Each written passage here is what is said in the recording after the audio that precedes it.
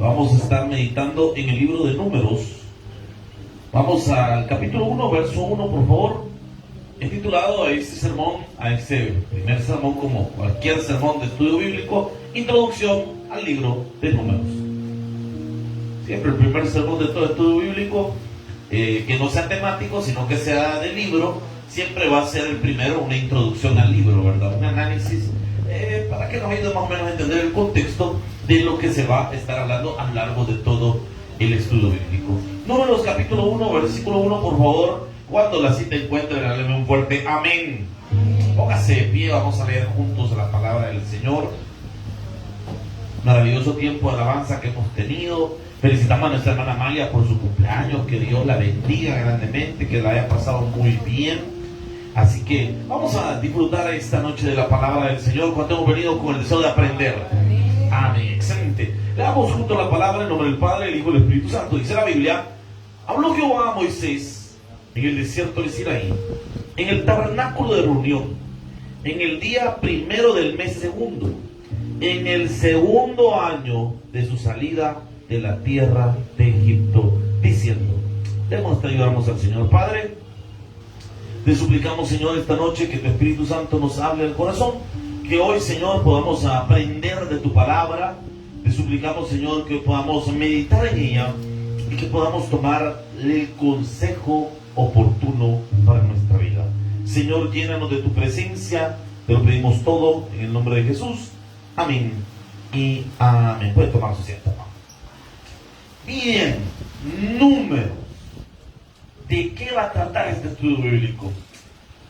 Mire, aquí hay una variedad de cosas que créanme que va a ser sumamente interesante este libro. Pasen adelante, hermano, bienvenidos.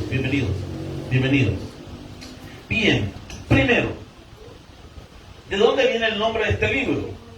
Los judíos solían ponerle nombre a los libros no por los temas, sino por las primeras palabras que se decían en el libro. Por ejemplo, este libro comienza en el versículo 1 diciendo: habló Jehová a Moisés en el desierto. Los judíos tomaron esa primera frase como el nombre de este libro. En hebreo el nombre es Bemidbar, que quiere decir en el desierto. Este libro es un libro que nos va a enseñar la misericordia de Dios y la injusticia del ser humano. Porque vamos a ver que Dios tiene intención de bendecir a Israel. Sin embargo, Israel no es leal con Dios. Y de eso trata básicamente este libro. De la deslealtad del pueblo versus la lealtad de Dios. Hermano, Dios es fiel. Los que no somos fieles somos nosotros. Y de eso trata este libro. De cómo Dios lo va guiando en el desierto. Mire, lo dejó 2 años en el Sinaí, esperando para que salieran. Si hemos leído Éxodo, allá del capítulo 1 hasta el capítulo 20, es una parte narrativa del libro de Éxodo. Pero del 20 en adelante comienza la parte legal. Históricamente vemos un paréntesis donde se citan las 613 preceptos, pero la narración de la historia del pueblo de Israel se quedó en stand-by. Se quedó el pueblo, salió de Egipto, acamparon en el Sinaí y ahí se quedaron. Números retoma esa narrativa de Éxodo. Y lo que va a hablarnos es lo que pasa cuando comienzan a salir del Sinaí. Y cualquiera diría, 2 años estuvieron ahí. ¿Por qué los tuvo Dios 2 años? Durante esos 2 años Dios les estuvo hablando. Amén. Los estuvo preparando para la tierra prometida. Les estuvo dando instrucciones, la ley. Moisés sube al Sinaí a recibir las instrucciones de Dios. Comienza Dios a hablarle. Cualquier día, 2 años de estar escuchando la palabra de Dios, cualquier día que tendrían que haber cambios. Amén o no amén. Pero aquí tenemos un clavo. ¿Cuál es el clavo? Que no cambiaron. Pasaron 2 años siendo enseñados por Dios y no les caló a usted. Tanto que lo primero que van a comenzar a hacer es rebelarse contra Dios. Y cada vez que tienen una prueba, se van a quejar de Dios. Y Dios solo los estaba llevando ya para entrar a la tierra prometida. Es decir, ya Dios ya les tenía listo todo. Pero el pueblo, por causa de su deslealtad, va a pasar 40 años en el desierto a causa de su deslealtad. Y esto es un espejo para nosotros. Porque lo que le pasó a la nación de Israel es un reflejo de lo que nos puede pasar a nosotros en nuestra vida. Dios queriéndonos dar bendición y nosotros quizás haciendo otra cosa. Dios lo quiere bendecir. Dígale, hermano, que tiene la paz, Dios lo quiere bendecir. Pero pórtese bien, hermano. Mire, más si usted ya se puede, hermano, que tiene la paz, que es medio malía, con más razón, dígaselo, hermano. Y mire lo que dice la palabra. En el mes tercero. Ahora usted diga, mire, si el nombre de este libro significa en el desierto, ¿por qué en español no aparece ese nombre? Es que hay que conocer la historia de los libros. Los libros sufrieron una traducción allá en la Biblioteca de Alejandría, la famosa Biblioteca de Alejandría en Egipto. Y se llamó a 72 ancianos judíos para que hicieran una traducción del Antiguo Testamento del hebreo al griego. Y por ende los nombres cambiaron. Los griegos le pusieron a este libro aritmoi, que aritmoi en el español quiere decir números. Por eso es que este nombre le quedó a este libro. Así le quedó no le quedó el nombre en hebreo, sino el nombre que le dieron los griegos. Bueno, la mayoría de cosas que nosotros le llamamos como le llamaban los romanos, como le llamaban los griegos.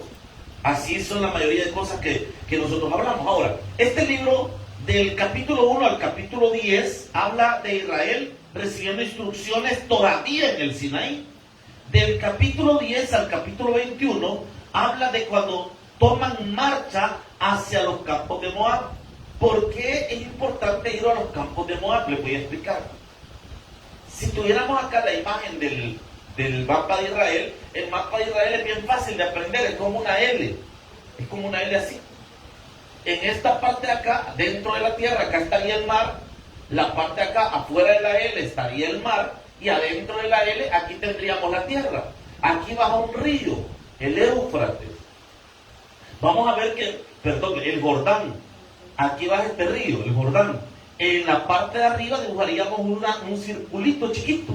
Ese sería el mar de Galilea. Bajando siempre en el Jordán, llegaríamos a otro río un poco más alargado, ese es el mar Muerto. Entonces, eso que usted ve acá, eso es Israel.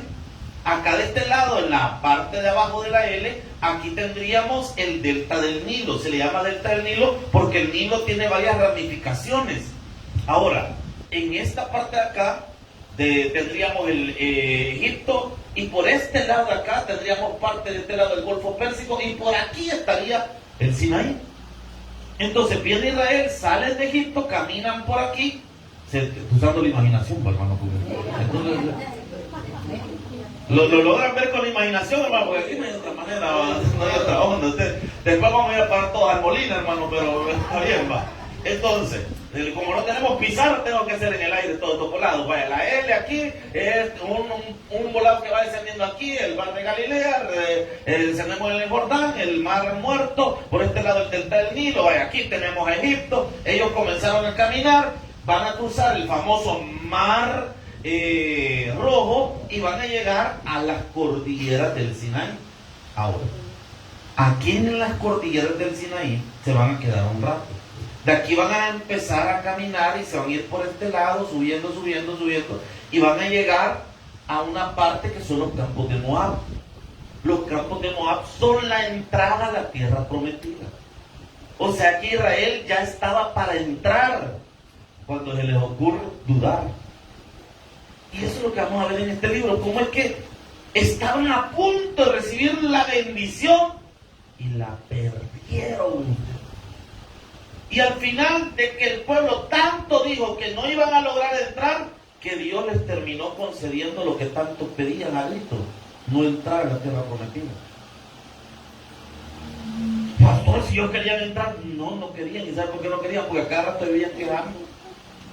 Nosotros no vamos a lograr entrar, no vamos a ver la tierra. Y vamos a ver cuántas veces se quedaron. Al final Dios le dice, no quieren entrar, pues no entren, pues.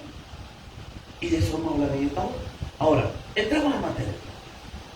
Quiero que me acompañe a Éxodo 19:1. Vamos a hacer una comparativa para que vean dónde se quedó el pueblo. Y vamos a ver que está en el mismo lugar. Éxodo 19:1. Quiero que le ponga atención a estos detallitos que vamos a ir viendo acá. Porque estos son los preparativos para la bendición. Dios está preparado y está preparando al pueblo para dar una bendición. El problema es que ya nos vamos a dar cuenta que el pueblo, él mismo, se saboteó. Ahora, vean lo que dice la Biblia. Éxodo 19:1. Amén. Va. En el mes tercero de la salida de los hijos de Israel de la tierra de Egipto, en el mismo día llegaron al desierto. ¿De dónde? ¿En el mes cuánto? O sea que tenían 3 meses de haber salido de Egipto, haber llegado a las cordilleras del Sinaí, y ahí se quedaron. Y justo ahí, donde lo acabamos de leer en Éxodo, es donde lo volvemos a encontrar en número. Solo que ya en número ya pasó más tiempo. Porque si usted ve, ahora volvamos a Números capítulo 1, versículo 1. Habló Jehová a Moisés en el desierto de Sinaí, en el tabernáculo de reunión. O sea que Dios aquí, pongan atención a esto, Dios aquí ya le dio la ley. Porque ¿dónde estaba Moisés? En el tabernáculo de reunión. ¿Y dónde se le reveló a Moisés el tabernáculo de reunión? En el Sinaí. ¿Y qué es el que más le dio Dios en el Sinaí? Todo lo revelado de la ley. O sea que si habían construido el tabernáculo, quiere decir que ya tenían la ley con ellos. Ya no eran ignorantes de la voluntad de Dios. Dios ya se les había revelado. Ya tenían un lugar de adoración. Y vea qué interesante esto. En el día primero del mes segundo, en el segundo año de su salida de la tierra, allá tenían 3 meses, aquí ya tienen 2 años. ¿Y por qué no avanzaban? Porque Dios los estaba preparando. Aquí hay que entender algo en la vida, hermano. Usted tiene que aprender a vivir bajo la cobertura de Dios. Si Dios dice que no, no. Si Dios le dice ahorita, espérate, espérese, hermano. Si Dios le dice, no te muevas, no se mueva. Por donde Dios lo lleve, ahí vaya, hermano, pero no se salga de la cobertura de Dios. Entonces aquí vemos al pueblo que han esperado 2 años que Dios les dé el aval de moverse. Pero aquí surge algo bien interesante. Versículo 2. Diciendo, tomad el, ¿qué dice la Biblia? De toda la congregación de los hijos de Israel, por sus familias, por las casas de sus padres, con la cuenta de los nombres, todos los varones por sus... Recuerda que en la antigüedad se contaban los hombres, no las mujeres ni los niños. Era una cuestión que así era la cultura en aquel tiempo. Ahora, quiero que le ponga atención a un detalle. ¿Qué dice? ¿Qué le está diciendo Dios a Moisés que haga? Un censo.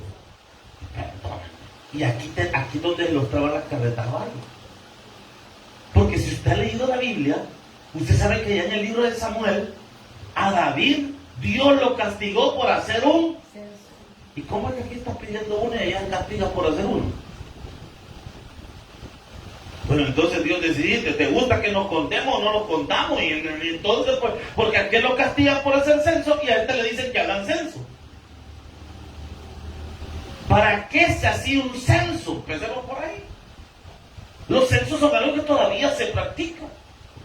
¿Y para qué sirve? Para saber qué cantidad de población tenemos, los rangos de edades de las personas, etcétera, y diferentes detalles o datos que se pueden obtener a través de esa investigación. Ahora, ¿para qué o por qué Dios le ordena a Moisés hacer un censo? Primero, debemos descartar una idea o una falacia. ¿Cuál es esa falacia? De que Dios se molesta de que el pueblo sea censado. Dios no se molestó con David en sí por el censo, por el contar cuánta gente había.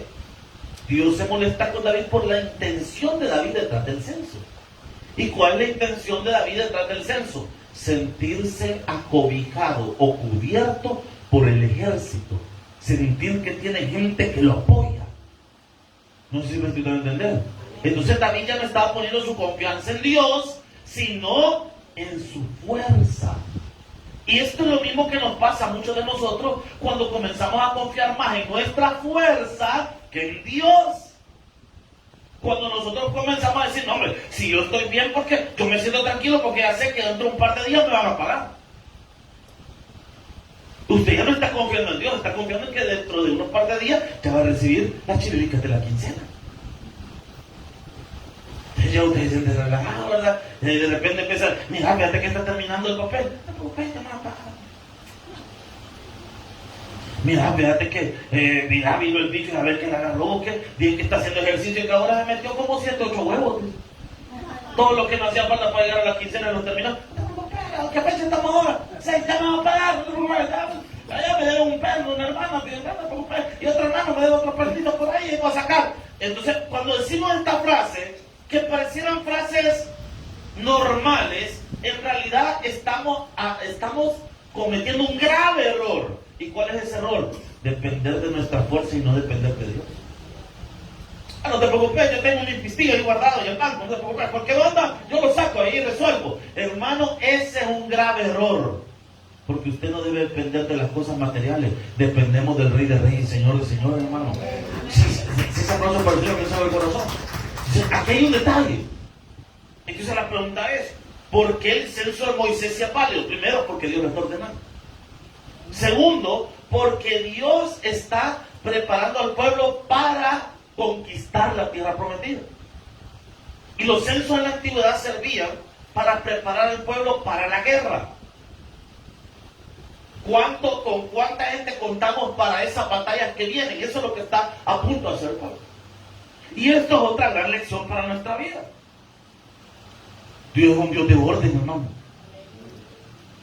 A veces nosotros nos aventamos a la guerra sin preguntarle a Dios. En primer lugar, que es lo primero que deberíamos de hacer. Y segundo, sin saber si contamos con los recursos para lograr las cosas. Pastor, pero por la fe. Sí, por la fe, cuando Dios le diga a usted, dale, da el paso y yo te bendigo. Ahí nos vamos por la fe. Pero si Dios no ha dado ninguna palabra, mejor cálmese y espere que Dios le diga qué hacer. Pastor, si mira, por la fe, yo por la fe lo voy a hacer, voy a meter en esta deuda. ¿Cuánto va a prestar? $100,000, no me preocupe, poquito. Pastor, no puedo pagar ni la primera cuota. Y yo le pedí a Dios, pastor. Y del tiempo que Dios no me puede volver un poquito porque tiene que hacer trabajo. Antes de haberse metido en ese lío, usted hubiera orado. Y quizás Dios le hubiera respondido, no. O Dios le va a responder quizás un sí y va a haber la bendición de Dios. Pero Dios le tiene que decir. Hay gente que se ha metido a líos sin preguntarle a Dios y después dice, es que Dios me abandonó. No, papito, si ese lío te metiste solo. Hay deudas que nos hemos metido, hermano, porque no le preguntamos a Dios. Y no vimos si teníamos la capacidad de pagar. Es como aquella persona que dijo Jesús en aquella ilustración, donde dice como aquel hombre que está levantando una torre y después se da cuenta que no hizo un presupuesto para ver si la podía terminar. ¿Y la torre cómo quedó? A medio andar. Porque lo primero, poner las cosas en las manos de Dios. Segundo, hermano, hacer un presupuesto. Amén, hermano. Si Dios ya le dice, aventate por la fe, que yo te respaldo de él, hermano. Pero si Dios no le ha dado esa palabra, mejor hay que actuar con precaución. Dios dejó a Israel 2 años preparándose para poderlo sacar. Y antes de sacarlo, le hizo un censo. ¿Para qué? Para ver con qué contamos, pues. Muchos de nosotros tenemos un desorden financiero en nuestra vida. Y por eso no vemos la bendición de Dios. Porque tenemos un desorden en nuestra finanza. Hermano, si usted no ha hecho cuenta de cuánto gasta al mes, ¿cuál es su presupuesto para el mes? Pastor, es lo que vaya saliendo. Usted nunca ve la bendición de Dios en su vida porque tiene un enredo. Hermano, ¿y cuánto gasto? Usted no lo sabe, veamos qué hacer. Allá por la población tan neurótica, pues no hay ni cómo hacer usted. Aló, iglesia, debemos de ser responsables.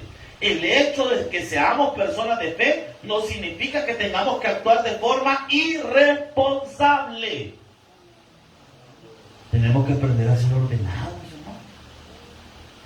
¿Cómo vamos a ver la bendición de Dios en nuestra vida si tenemos un relajo en nuestra finanza? Si no aprendemos a darle a Dios lo que es de Dios. Si no aprendemos a... yo quiero gastar, pero yo me voy a gastar hasta el pisto. Pero mira, eso que nos queda solo es para pagar la casa. Ya Dios nos va a dar. Papi. Hay cosas con las que hay dinero que no se tocan. ¿Qué dinero no se toca? El de Dios en primer lugar. Y disculpen que sea tan enfático en esto, hermano, pero yo aprendí que así se manejan las cosas. Y así lo aprendí, y así me ha ido bien, y así lo voy a enseñar. Segundo, el de su casa, hermano. Si usted está pagando su casa, le está alquilando, está pagando una mensualidad al fondo, donde sea que le haya sacado, hermano, o al prestamista, o saber saber de dónde la sacó, hermano. Pero ese dinero que le paga esa persona no se toca. Jamás. ¿Por qué? Porque es la garantía de seguir viviendo en ese lugar. Por lógica. Tercero, los recibos de agua y luz. Ese dinero para esas cosas básicas no se toca. Pastor, ¿y el que me queda? Pedirle a Dios, hermano. ¿Qué hermano nos va a quedar, hermano? Es que hay cosas que son básicas. Y el problema es que a veces, de repente, nosotros tocamos esa finanza que no deberíamos de tocar. No le preguntamos a Dios y cometemos un solo enredo porque nos emocionamos con algo y después no sabemos ni cómo hacerlo. No es Dios que te abandonó, es que no esperaste la respuesta de Dios. ¿Qué tal si Israel al año dice, no, pero vámonos ya a la tierra prometida, démosle, vamos, salgamos? Hermanos, hubieran muerto todos ya. Por eso, ¿qué les tocó? Esperar en el Sinaí hasta que Dios dijera lo que iban a hacer. ¿Y qué es lo que Dios les dice? Hagan un censo. ¿Cuántos tenemos proyectos, hermano, en nuestra vida? En primer lugar, pregúntale a Dios si le conviene o no le conviene. Y a veces ni siquiera van a necesitar preguntarle, porque la lógica misma le va a decir que a veces eso no o eso sí. Porque alguien me mira, yo tengo un proyecto, ¿y cuál es? Es que yo quiero poner una cervecería, hermano. Quiero poner la taberna. No, hermano, eso no lo debe poner, eso es malo. Aló, iglesia. Ahí ni siquiera le tiene que preguntar a Dios, y la misma lógica le lleva a que eso no lo debe de hacer. Pero diferente que usted me diga, no, fíjese que tengo un proyecto, quisiera poner un negocio de tal cosa. Pregúntele a Dios. Fíjese por ahí, pregúntele a Dios. Segundo, sacó presupuesto. Y esto para los que se quieren dedicar a ser emprendedores en la vida. Un error muy grande que comete la gente cuando empieza a emprender es que se avientan de un solo a emprender. Hay que ir despacio, porque va a cargar usted a su negocio y quizás hay que esperar que vaya creciendo para que pueda sostenerse. No sé si me estoy dando a entender, hermano. Es que necesitamos la sabiduría de Dios. Ahora, vea lo que dice acá. Hay más o menos los parámetros de lo que tenían que ver en el censo, versículo 3. De 20 años arriba, todos los que puedan salir a la, ¿qué dice? A la guerra. ¿Por qué? Porque el objetivo del censo tenía que ver con las guerras que iban a librar para tener la tierra prometida. Y aquí está mi tercera lección de esta noche. Dios te va a dar la victoria, amén o no amén. Pero en las batallas hay que librarlas, hermano. Dios no le va a regalar las cosas así por así. Hay que ir a pelear por esas cosas. Él ya le dijo que se las iba a dar. Pero hay que salir a liberar esa batalla. Ay, el Señor ya me dijo que me va a prosperar. ¿Sabe qué significa eso? Que se tiene que poner a trabajar. El Señor ya me dijo que me va a sanar. ¿Sabe qué significa eso? O que lo sana milagrosamente de una vez, o que sea respetuoso a las indicaciones del médico. Amén. Ay, yo le estoy pidiendo a Dios mi sanidad, pastor, del problema del azúcar. Yo le pido al Señor, yo no quiero estar así. Gloria a Dios, aleluya, venga. Entonces, ¿qué va a hacer usted? Va a empezar a evitar el pan dulce, la gaseosa. Amén. Pero no me van a decir, o sea, el Señor ya me dijo que me va a sanar, y con un trozo de semita. ¿Por qué? Dios ya te dio la palabra, pero hay que dar la fe nosotros, hermanos, en caminar en obediencia y hacer nuestra parte, hermano. Se lo pongo con esta ilustración. Yo siempre me ponía a pensar, ¿por qué Dios cuando resucitó a Lázaro pidió que abrieran la tumba? Sé que puede sonar como bien absurdo mi cuestionamiento, pero yo me pongo a pensar, y una de las cosas que decía el pastor fundador, el doctor Ricardo López Bertán, papá, decía en los seminarios que cuando leíamos la Biblia teníamos que utilizar la imaginación. Y yo me puse a pensar en una ocasión en ese milagro de la resurrección de Lázaro. Ahí estaba medio pueblo de Israel, porque Lázaro era bien conocido. Y yo me puedo pensar, hubiera sido poderoso que Jesús le dijera a la piedra, piedra, movete, porque en ese tiempo las tumbas eran cuevas y les ponían unas piedras cholas para taparlas. Entonces yo me imagino que hubiera sido más poderoso. Bueno, yo me hubiera quedado, wow, haber visto a Jesús decirle a la piedra, piedra, movete, y la piedra volando. Y de ahí Lázaro salí, ¡pum! Y Lázaro saliendo. Dios mío. Pero si usted se recuerda, ¿qué dice Jesús? ¿Pide o no pide que muevan la piedra a la gente? ¿Por qué? La respuesta es sencilla. Porque mover la piedra es lo que las personas podían hacer. Resucitar a Lázaro solo Jesús. Entonces ahí hay una gran lección para nuestra vida, hermano. Dios va a hacer el milagro, lo imposible. Pero lo posible no corresponde a nosotros. No espere que Dios baje y Él venga y haya un milagro de bajar de peso. Pastor, mira, yo estaba en la administración y de repente te dice, adelgaza. Yo, en el momento, mira, me puse seco. Yo, ay, aleluya, gloria a Dios. No, hermano, no va a pasar ese milagro. Si usted quiere bajar de peso, vaya y inscríbase a un gimnasio, vaya a trotar en las mañanas, mina su comida, porque eso le toca a usted. El milagro de sanarlo de cualquier otra enfermedad que usted humanamente no lo puede hacer, eso Dios se va a encargar. Pero lo demás le toca a nosotros, hermano. Es que tenemos una responsabilidad y nosotros solemos ser personas que obviamos nuestras responsabilidades. Y queremos dejarle todo a Dios y se nos olvida que Dios nos va a dar lo imposible, pero lo posible lo tengo que hacer yo. ¿No hubiera sido más glorioso, digo yo, para el pueblo de Israel, que solo se quedaran ahí quietos y Dios viniera y mandaron su torbellino de fuego y quemara a todo el mundo de los ejércitos contrarios? Pero Dios no lo hizo. Si fuera una columna de fuego, usted lo sabe. Pero ¿para qué lo calentar en la noche? Pero al siguiente día tenían que agarrar los corpos, afilarlos. ¿Contra quién es? ¿Contra quién? Vaya, vénganse, vamos, veniste vos, vamos a pelear. Tenían que ir a pelear. Hermano, el día de mañana Dios le va a bendecir, amén o no amén. Pero hay que ir a trabajar. Dios nos va a ayudar en nuestros matrimonios, amén o no amén. Pero hay que hablar con la esposa. Pero hay que tratar bien al esposo. Amén. Poco amén, pero así va. Pastor, yo le pido a Dios que el Señor me dé sabiduría. Gloria a Dios, hermano, pídasela. Pero ¿sabe qué hay que hacer? Leer la Biblia. yo le pido a Dios que me bendiga, pero no te congregas, papá. Tenés que hacer tu esfuerzo de venir a la iglesia, de leer la Biblia, de congregarte. Queremos que Dios haga todo, pero se nos olvida que a nosotros nos toca una parte. Amén, iglesia.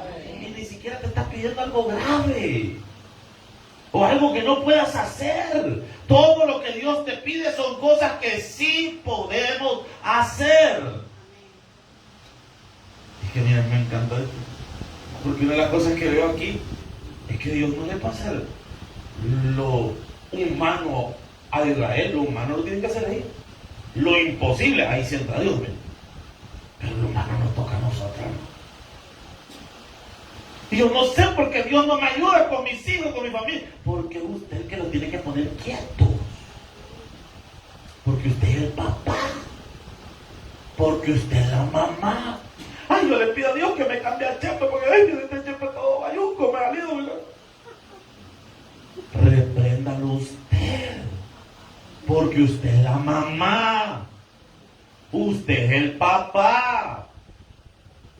Amén. Ay, yo le pido a Dios que me cambie el corazón de mi hijo, porque viera que mi hijo, ay, qué tremendo. Viera, pastor, viera. Hermana, y no fue usted la que lo malcrió, pues.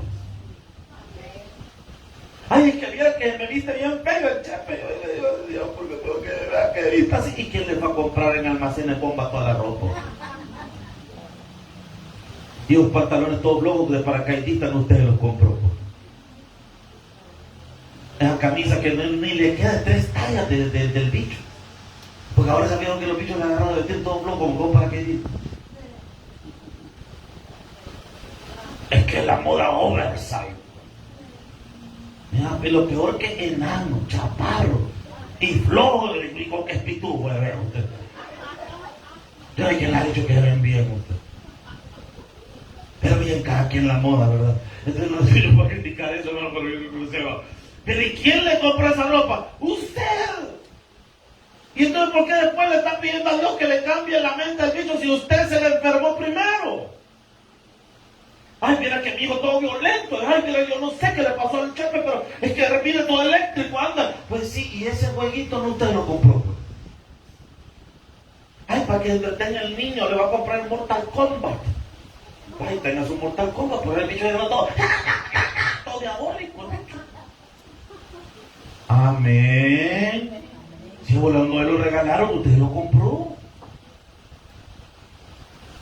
Es que nosotros le solemos echar la culpa a Dios de nuestros propios errores, hermano.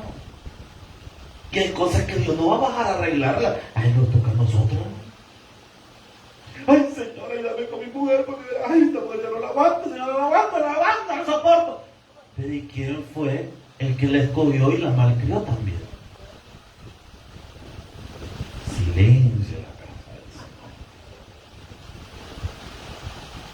Señor. ¿Quién le infundió ese ego también? Es que no nos damos cuenta que a veces nosotros queremos echarle a Dios la culpa de cosas que nosotros tenemos que arreglar. Si a nosotros nos toca, hermano. Lo imposible lo va a hacer Dios, pero lo posible es nuestra responsabilidad. Amén. De 20 años arriba, todos los que puedan salir a la guerra en Israel, los contaréis tú y Aarón por sus ejércitos, y estarán con vosotros un varón de cada tribu, cada uno jefe de la casa de sus. O sea que aquí hay otra lección grande. ¿Cuál es otra lección? Que debemos haber personas que lideremos nuestra casa, hermano. Porque, ¿qué dice ahí? Y estará con vosotros un varón de cada tribu, cada uno jefe de la casa de sus. ¿Pero qué está diciendo la palabra, hermano? ¿Qué le está diciendo la Biblia a usted? Pase. ¿Qué le está diciendo la palabra a usted? Hermano, que hay una responsabilidad. Y una de las cosas que obviamos a veces nosotros, hermano, es esa responsabilidad. ¿Por qué decimos? Ay, no, hay que ver a cada quien que hace. No hay que ver a cada quien que hace, hermano. Usted es cabeza de hogar y responsable. Sigamos mejor, hermano. Estamos bien serios, tranquilos. 47. Vea lo que dice la palabra. Pero los levitas, según la tribu de sus padres, ¿qué dice la Biblia? ¿Por qué? ¿Por qué contaron a las demás tribus, pero a la de Leví no? Porque la de Leví se tenía que dedicar a las cosas del Señor. Y aquí hay una lección muy grande, hermano. ¿Cuál es esa otra lección que sacamos de esta parte? De que lo que es de Dios tiene que ser usado para lo de Dios. Si usted ya le dedicó algo al Señor, tiene que respetárselo, hermano. Si usted ya dijo, no, mire, yo los miércoles voy a estar en la iglesia, entonces los miércoles hay que estar en la iglesia, hermano. Pero es que, vean lo que dice la palabra, es que no lo digo yo, aquí hay tanto que enseñar. Pero los levitas, según la tribu de sus padres, no fueron contados entre ellos. Porque habló Jehová a Moisés diciendo, solamente no contarás a la tribu de Leví, ni tomarás la cuenta de ellos entre los hijos de Israel, sino que pondrás a los levitas en el tabernáculo. ¿Por qué? Porque ellos habían sido apartados para llevar el tabernáculo, para ser los maestros de Israel. Y aquí tenemos una lección muy grande, hermano. Si nosotros ya dedicamos tiempo para Dios, respetemos ese tiempo para Dios, hermano.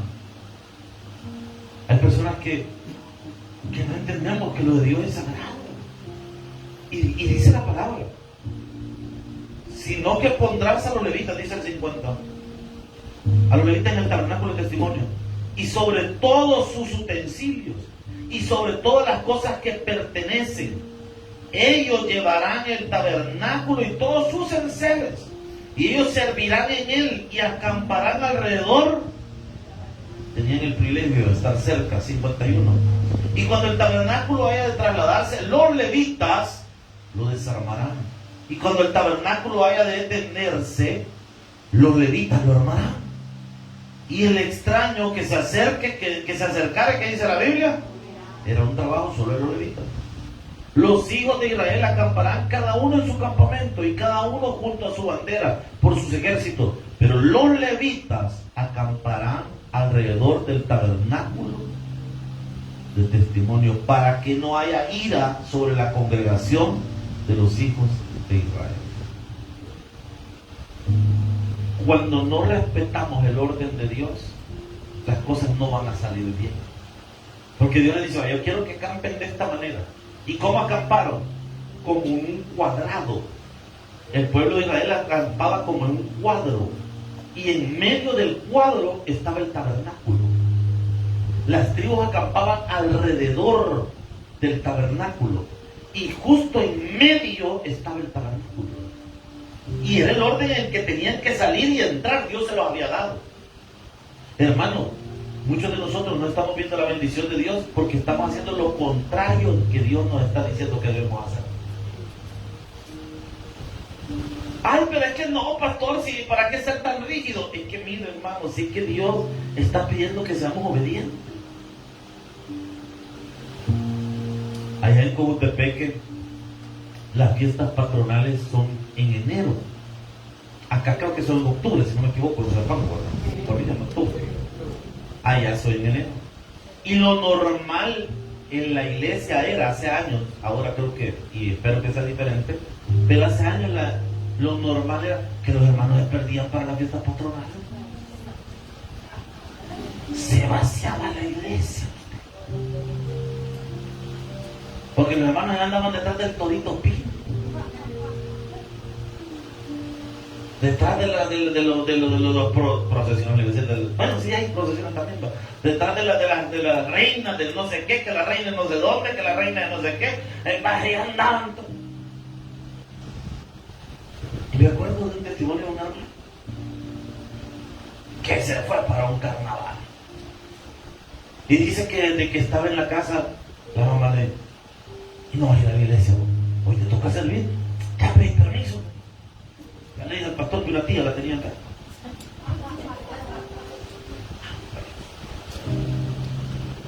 Y que no nos hay, y todavía cuando iba a salir, ya te pasa primero a la iglesia, después te vas. No, que voy a ir, no, me si está bueno. Y allá hay una de las reinas o las candidatas a reina tirando dulces, como es normal de esa fiesta, para acá están dulces. Pero en medio de esos dulces a alguien se le ocurrió la buena idea de aventar un atajo.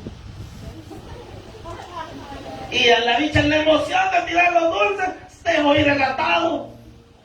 Adivina quién le cayó. Al hermano. Y pasó a dar testimonio de que antes no le habían sacado el ojo usted con el atado. Y cuando dio testimonio, contó y dijo, y yo sabía que tenía que estar aquí, pero ay, hermano, uno es necio. Digo, pero ya me quedó claro, ya Dios ya me dijo que ya no lo vuelva a hacer. Pues sí, hermano, la próxima, si mañana lo dejan como que es unicornio al hombre ahí, hermano, como le hemos lado.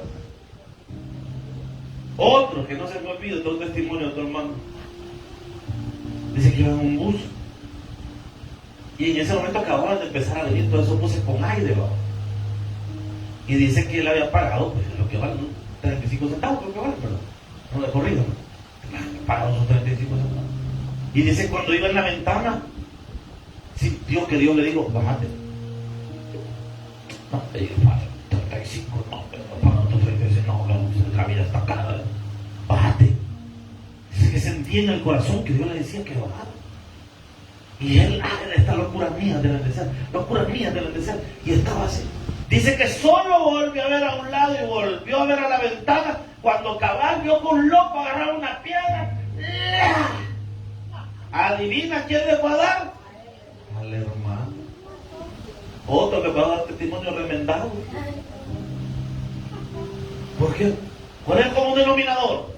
Dios dijo algo y yo hice otra cosa. Mi hermano, hay que hacerle caso a Dios. Aunque usted no lo entienda, pero hágale caso.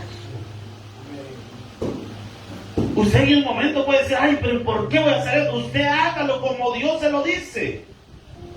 Pero hágalo. Y cuando Dios da una orden, hay que hacerlo como Él dice. Por eso dice el 53. Pero los levitas acamparán alrededor del tabernáculo del testimonio para que no haya ira sobre la congregación de los hijos de Israel. Muchas veces nosotros estamos en rebeldía, hermano, porque quizás Dios ya te habló que tienes que tener paz con tu pareja. Y Dios ya te digo, ya te habló a tu corazón, ya te lo dijo a través de predicaciones, estás leyendo la Biblia y Dios te lo confirma. Y vino a la predicación de la noche y el predicador cabal tocó ese mismo tema. Y usted siente, Dios me habló, pero yo no quiero hacerlo. Porque muchos actuamos como Jonás. Dios nos dice que vayamos a predicar a Nínive y nos vamos para Tarsis. Amén. Porque yo sé que aquí habemos Jonás y Jonasitas también. Que Dios a usted ya le habló, pero usted está siendo desmareado. Quizás Dios ya te habló que perdones, pero no quieres perdonar. Dios ya te lo dijo. Me niego. Eso no es de Dios. Onda mía, es fácil mío. No. Es Dios en tu corazón. Amén. Está hablando el Señor. Dígale a que le están hablando, ¿no? Y Dios está tocando nuestro corazón y nosotros nos hacemos como que no es con nosotros. A saber a quién le estaba hablando Dios, ¿no? A usted, hermano. Y cabal, cada vez que pasan acá, y nosotros hemos tomado bien en la iglesia, en lugar de estarle contando los proyectos y las cosas que hacemos, o las cosas que hay que pagar, yo le dije a mi equipo de trabajo, vamos a empezar a enseñar los versículos que hablan de la ofrenda y de los diezmos, para que participen en obediencia a lo que dice la palabra, no a las necesidades de la iglesia, sino conforme a la Escritura. Y por eso desde hace meses, ya casi desde más de un año estamos haciendo así, de que siempre se lee algún versículo que enseñe el principio de la siembra. Y le aseguro que quizás cuando pasa el hermano o la hermana y empieza a recitar el verso y explicarlo, en el momento el Señor, no siento mi paleta, era Chalo. No, si ahora que ya me había encargado de la paleta payaso. Ya había cargado mi dos pupusas y no, me va a tocar ir a cocer los frijoles y no lo quería calentar. Mire, a veces uno pierde porque no está dispuesto a obedecer. Yo le he contado a usted el testimonio, hermano, de cuando el Señor a mí me dio la orden que diera todo lo que andaba en la bolsa y me acaban de pagar, hermano. Y que está sudando helado, está con fiebre, terminé el culto, hermano. Pero si Dios a usted le da una orden, hágalo, hermano. A mí el Señor de repente me ha dado órdenes de bendecir a alguien con algo, hermano. En alguna ocasión hasta sin zapatos llegué a la casa. Porque el Señor me dijo que lo regalara a alguien. Y así de literal,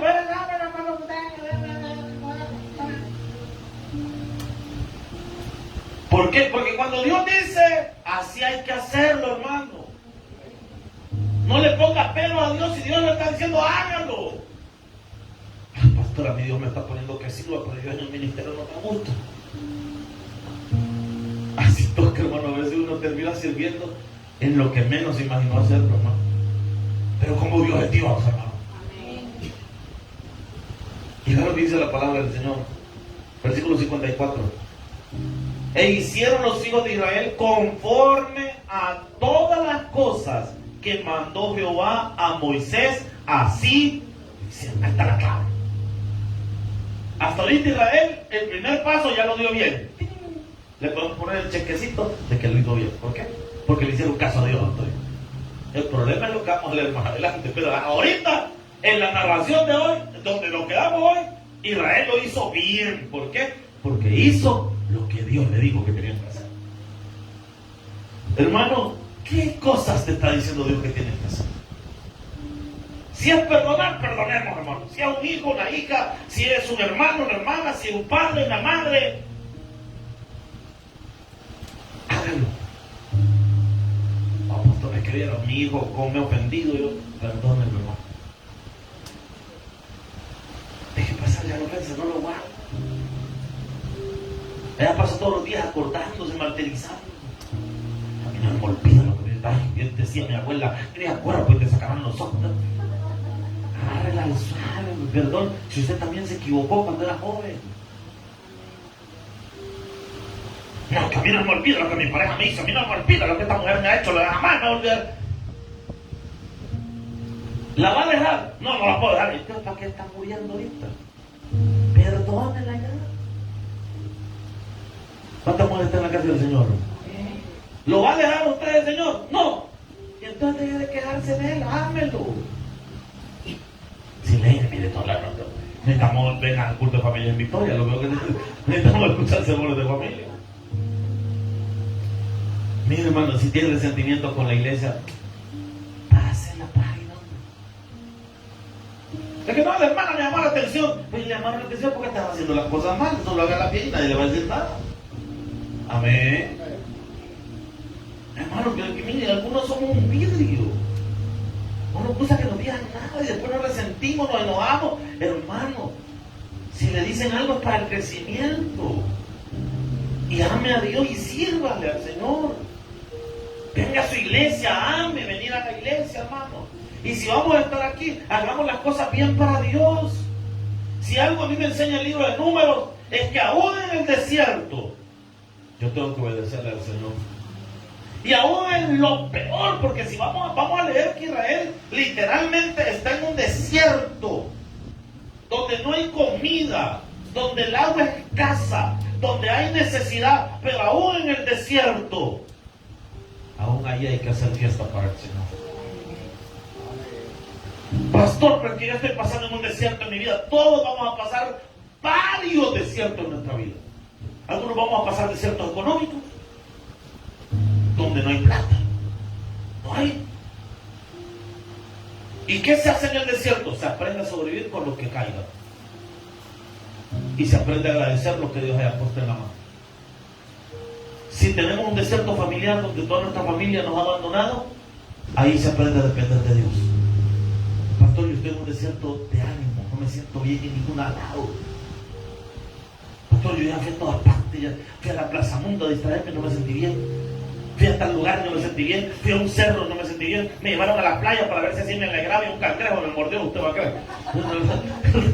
Me picoteó ahí un animal. Y mire, y me vine a la iglesia y no me siento bien en ningún lado. Entonces ahí es donde empezamos a depender de la palabra. ¿Y qué hago? Me voy a venir a la iglesia y me voy a deleitar en el Señor. Aunque en el momento mi cuerpo, mis emociones me digan, no, qué aburrido esto. Pero ahí me voy a deleitar y le voy a decir a mi cuerpo, aunque no te guste, aquí vamos a estar. Y empezamos a disfrutar en el Señor. Podemos estar atravesando miles de desiertos, pero en Cristo Jesús, que salimos. Un fuerte aplauso, Señor. Vamos a orar. Padre, te damos gracias por este primer estudio bíblico del libro de Números, Señor. Donde hemos aprendido, Señor, tantas cosas, tantas lecciones, Señor. Pero quizás la principal, Señor, es abandonar la queja. Señor, y aprender a obedecer como tú dices que tenemos que hacer las cosas. Señor, no es que el matrimonio fracasó nuestra manera de hacer matrimonio. Olvidamos que tú tenías un plan y no hicimos las cosas como tu palabra lo establece. Y hoy vas a comenzar a decirle al Señor, Señor, perdóname porque quizás te eché la culpa, porque yo no hice las cosas bien.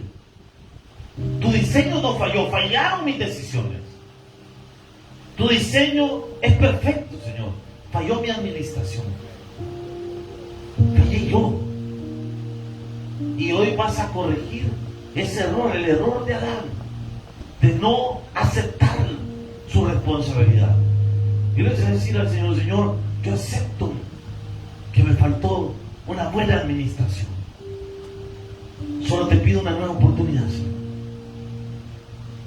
Quizás, Señor, me ahogué en mis deudas. Y le vas a decir a Dios, porque todos hemos pasado por ahí o estamos ahí. Dios, perdóname. Quizás no supe administrar mi relación con mi familia, Señor, y dañé mi relación con mi familia. Y le vas a pedir a Dios una nueva oportunidad para hacer las cosas bien. Señor, yo sé que tengo una responsabilidad que tengo que cumplir, Señor. Te pido que me ayudes, Señor, a cumplir mi parte del trato. Que lo imposible lo hagas tú y vas a comenzar a creerle a Dios por tu sanidad, por tu milagro. Y le vas a decir, Señor, yo confío en tus promesas. Yo confío, Señor, en lo que tú estás haciendo en mi vida, Señor. Yo hoy, Señor, quiero descansar en tus promesas. Y quiero descansar en lo que tú me das, Señor. Señor, necesito estar contigo. Y vas a comenzar a decirle al Señor, Señor, perdóname si había caminado como David en mi autosuficiencia, Señor, y quise sentirme fuerte, respaldado en mi propia capacidad, Señor. Pero yo quiero seguir los pasos que tú me vas a dar, Señor. Señor, si ahorita me tienes como Israel en el Sinaí esperando una instrucción, yo me voy a quedar, Señor, esperando esa instrucción. No me voy a adelantar a los tiempos, sino que voy a aprender a esperar como Israel esperó en el Sinaí una instrucción. Y si Dios ya te dio una palabra como la que le dio a Israel, de hacer un censo, de hacer un presupuesto para esa construcción de la casa, de hacer un presupuesto para un nuevo vehículo, de hacer un presupuesto para la operación que había estado pendiente y la habíamos estado dejando para otro día. Si Dios ya te pide hacer un presupuesto para invertir en algo de tus hijos o en un negocio, si ya estás en esa etapa, ya habías esperado la palabra y Dios ahora te pide, haz un presupuesto. Yo no sé para quién es esto, pero hay alguien que hoy va a hacer un presupuesto para su negocio y se lo vas a presentar al Señor en oración. El presupuesto de tu casa, de las mejoras que le quieres hacer, de esa segunda planta, de ese cambio de techo, de que vas a pintar toda la casa, vas a levantar nuevas paredes, vas a arreglar las chapas de tu casa. Hay alguien que estaba orando por eso. El Señor hoy a ti te da la orden de hacer tu presupuesto, pero preséntaselo a Dios. Antes de buscar un banco, antes de buscar una institución, preséntaselo a Dios. Quizás has tenido por años el mismo vehículo, pero ya llegó el tiempo de hacer un cambio. Haz un presupuesto y preséntaselo al Señor. Quizás habías tenido tu negocio en un tamaño por ya un par de días o años o meses, y llegó el tiempo de extender. Llegó el tiempo de extendernos. Hay que hacer el presupuesto. Creo que la palabra hoy ha sido clave. Hagamos nuestro presupuesto. Hagamos ese presupuesto para el Señor. Y se lo presentas en oración a Dios. Lo vas a escribir en un papel y todas las noches lo vas a tener cerca de tu cama y vas a estar orando por ese presupuesto. Vas a estar pidiéndole a Dios para que Dios te lo dé. Quiero estar en tu presencia. Dile esas palabras al Señor. Y poderte contemplar. Necesito estar contigo. Necesito adorar. Una vez más, iglesia. Quiero estar en tu presencia. Díselo al Señor. Y poderte contemplar. Necesito estar contigo. Necesito adorar. Hoy vamos a orar por los amigos, por los que no conocen a Jesús. Si tú estás aquí sin Jesús, queremos orar por tu vida. Si alguien está sin Jesús, levanta tu mano. Mientras toda la iglesia cantamos. Y toda la iglesia canta.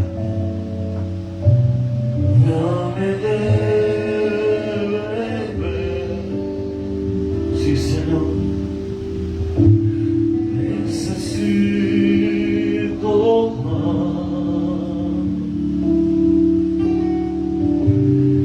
Dame de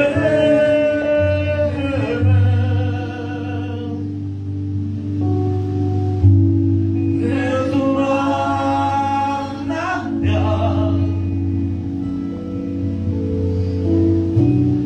Dame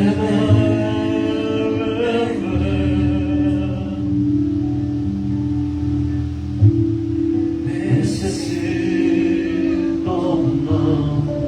Señor, esta noche, en el nombre de Jesús, oramos, Señor, por esos presupuestos que hoy se te van a presentar en la noche, Señor.